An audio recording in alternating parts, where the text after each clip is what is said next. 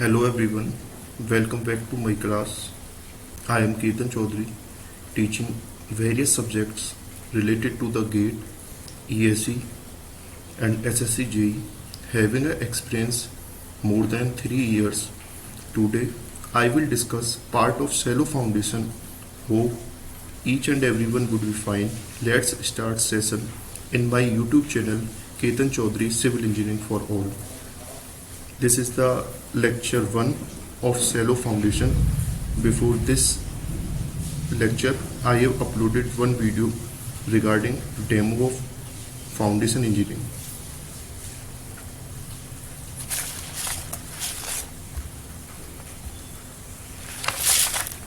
Basic terms.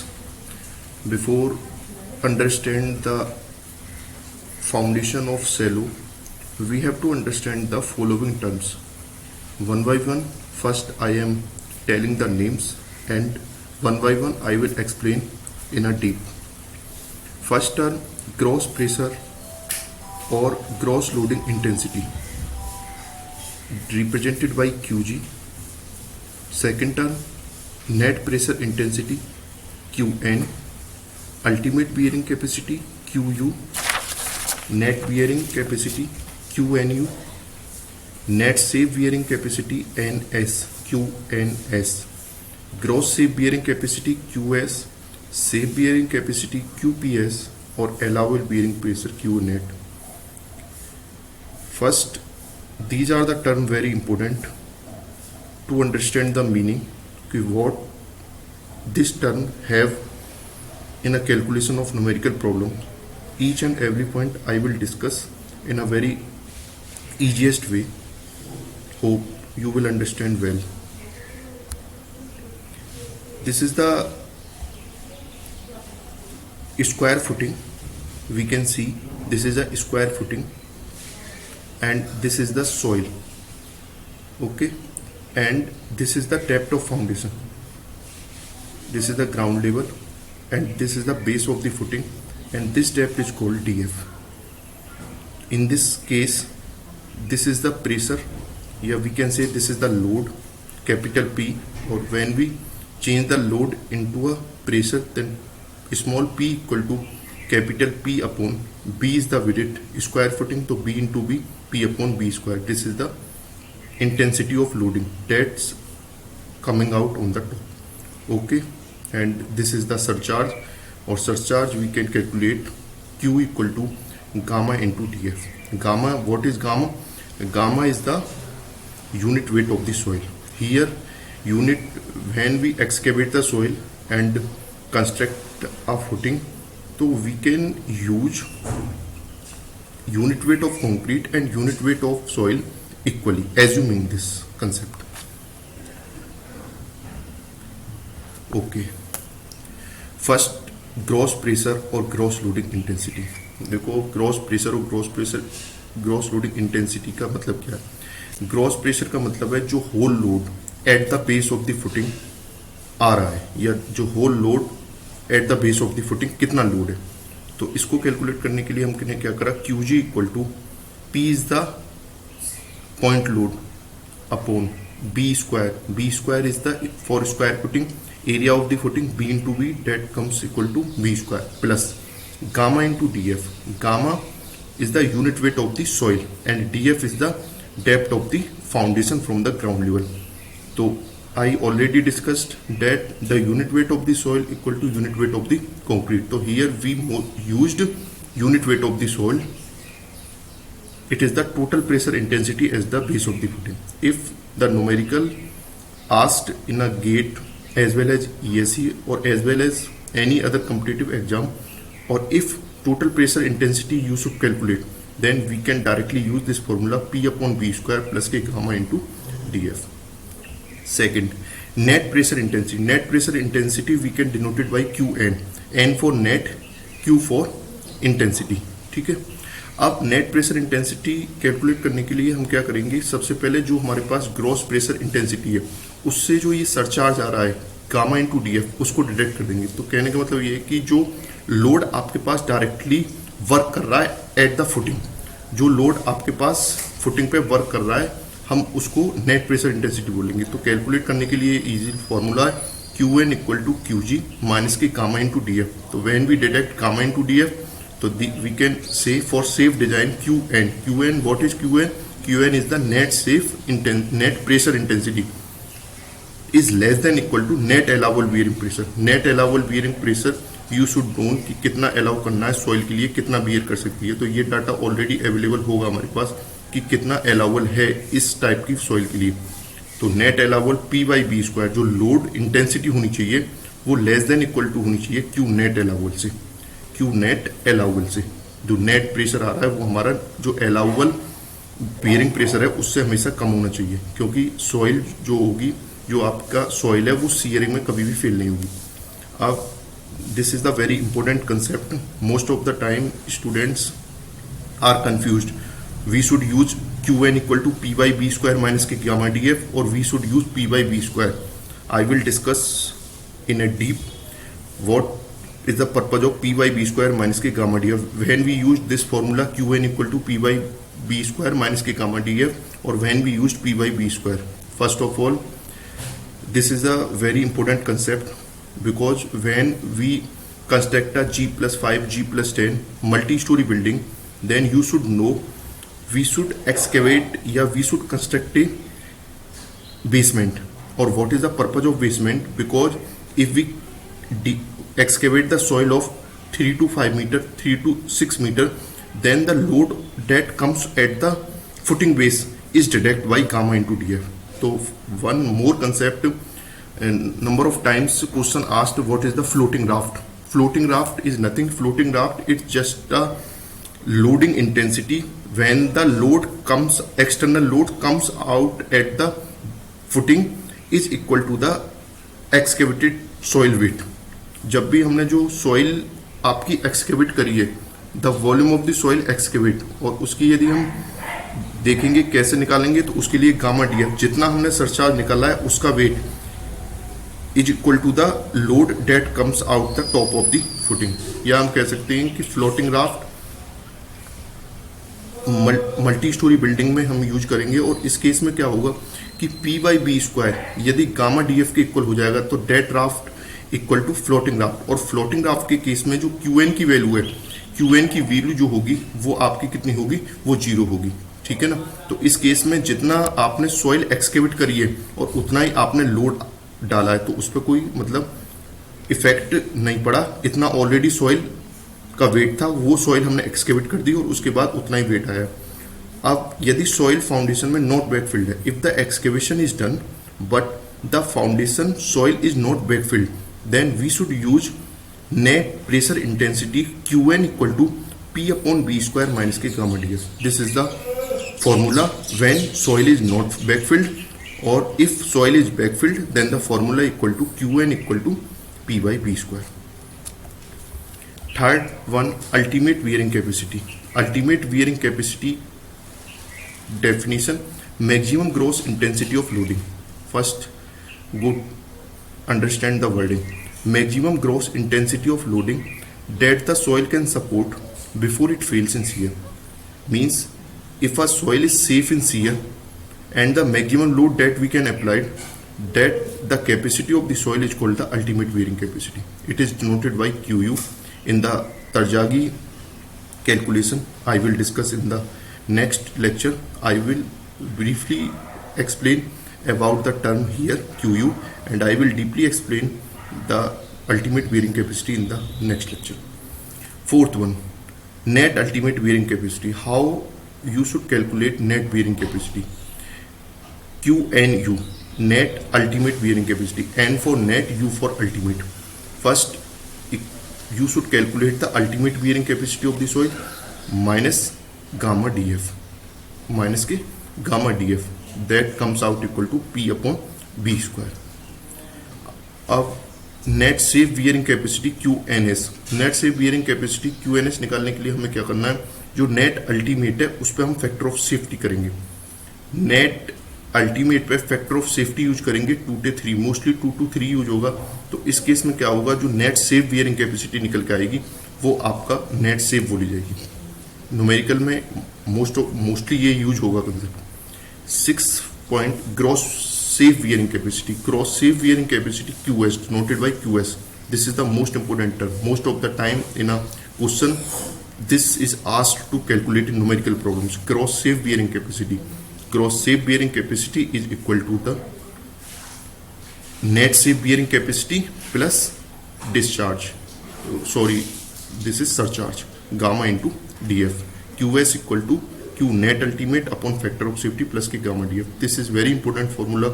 You should remember always. And how we can comes out this, then we should follow above two: net ultimate bearing capacity and the net safe bearing capacity. And the seventh one, safe bearing pressure. Where pressure is used, we should understand this is the concept of settlement criteria. Or in settlement criteria, there is no factor of safety is used. In settlement criteria, no factor of safety is used to calculate safe bearing pressure. So what is about safe bearing pressure? Denoted by Q, PS, P for pressure, S for safe.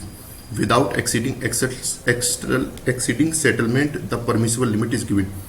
For clay case, it would be 60 mm.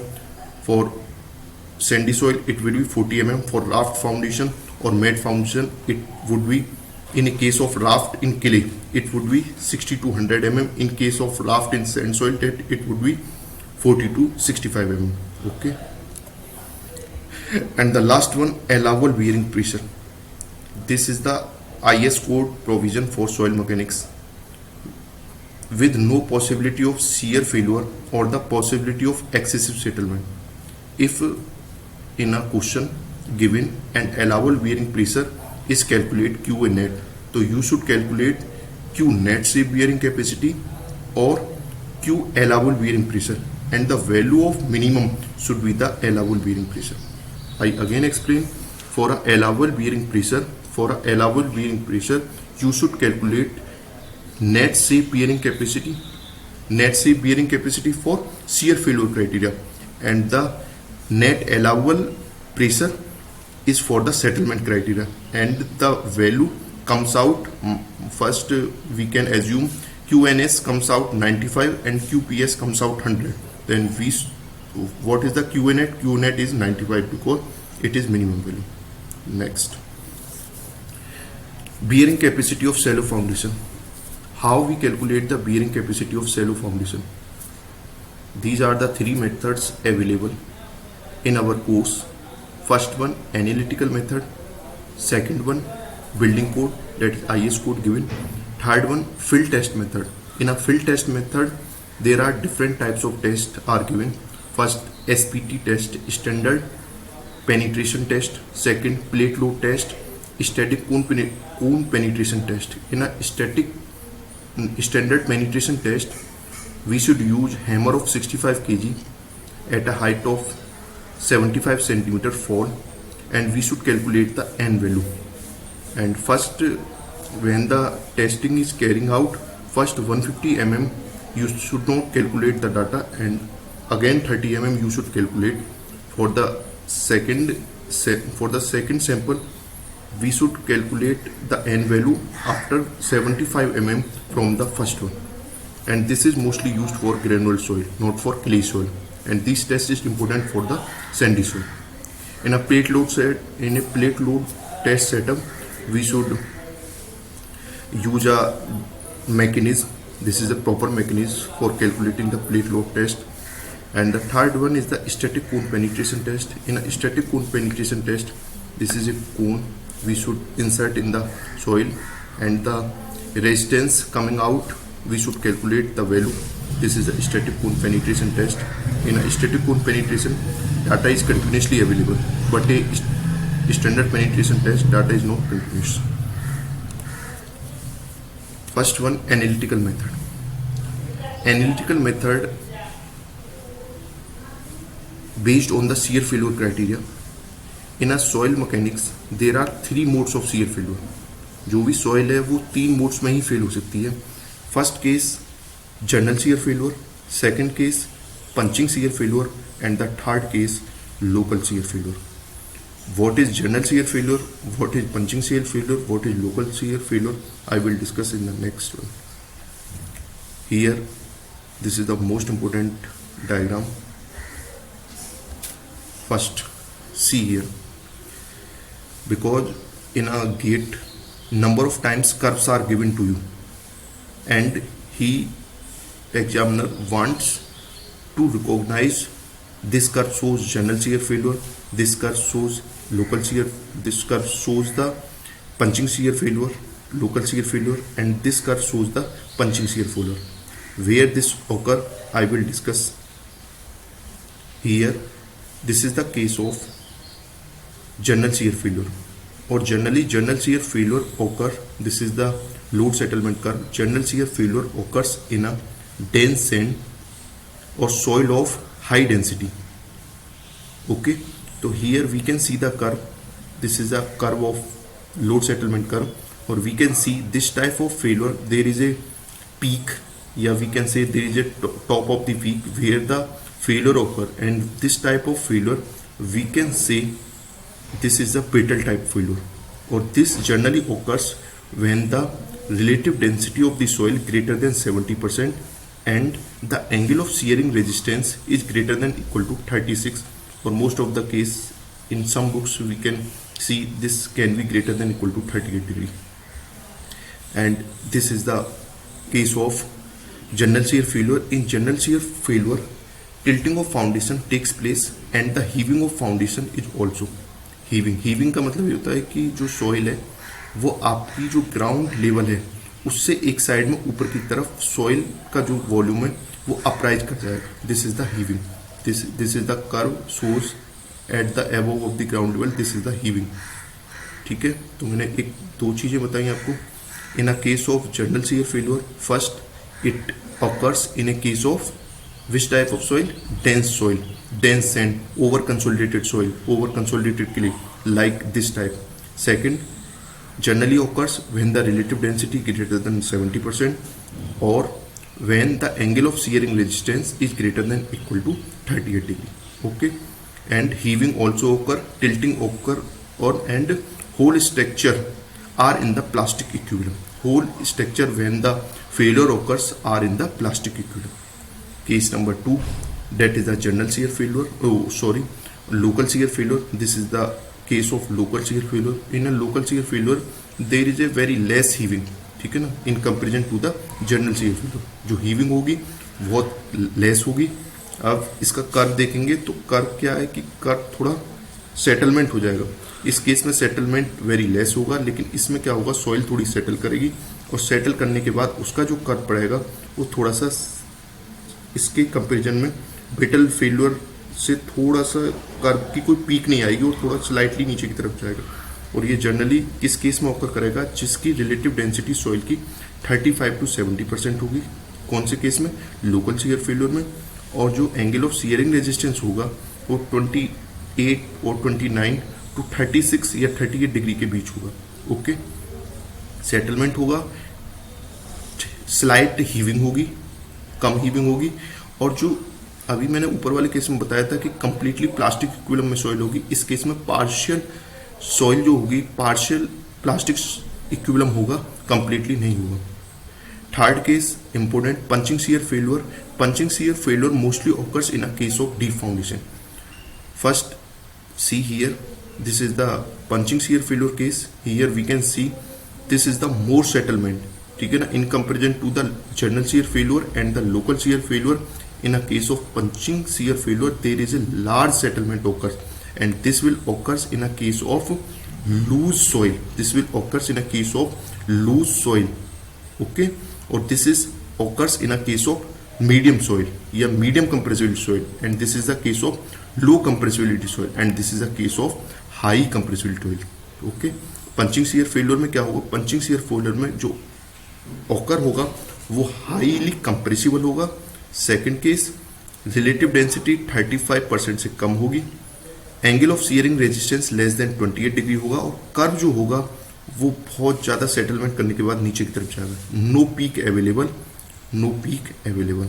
Here we can see the another curve, relative density curve, relative density of sand D, and this is the curve. Here we can say this is the relative density and this is the relative depth of the foundation Okay, so we can see this is the point of 70%. Here this is a case of general shear failure, and 0.3 to 0.7 this is the case of local shear failure, and the third case this is the case of punching shear failure. Okay, thank you so much. I hope you should understand what I delivered. I will be available for the new video regarding the foundation engineering and the continuous part of the shallow foundation and deep foundation. Thank you so much.